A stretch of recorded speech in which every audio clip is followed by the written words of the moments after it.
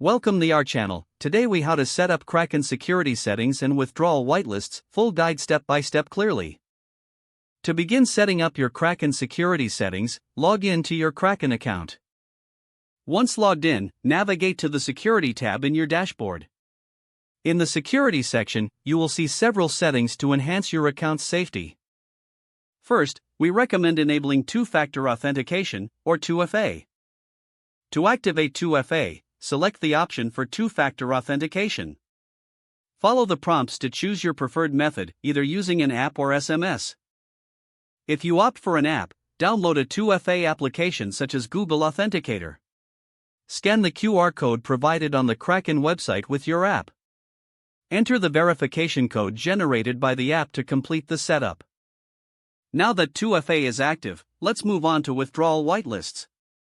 Return to the security section and locate the withdrawal whitelists option. Click on Add New Withdrawal Address to begin. Enter the wallet address you wish to whitelist for withdrawals. Make sure to label this address for easy identification. After entering the address, click Confirm to save it. To ensure the address is correctly whitelist, check your withdrawal whitelists list. Consider enabling email notifications for withdrawal requests in this section. This will inform you of any withdrawals made from your account.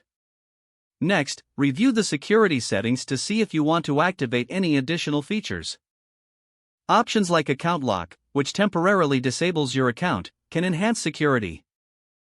You may also want to activate the withdrawal confirmation setting for added protection. This requires a confirmation for every withdrawal request made. Once you have configured your settings, take a moment to review everything for accuracy. Finally, log out of your account to ensure safety while you are away. By following these steps, your Kraken account will be much more secure and ready for safe transactions.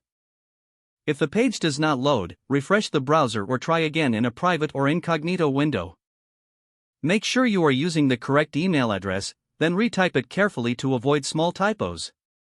If your password is not accepted, use the reset option and create a new strong password you can remember. Don't forget to like this video and subscribe to our channel for more step-by-step tech guides.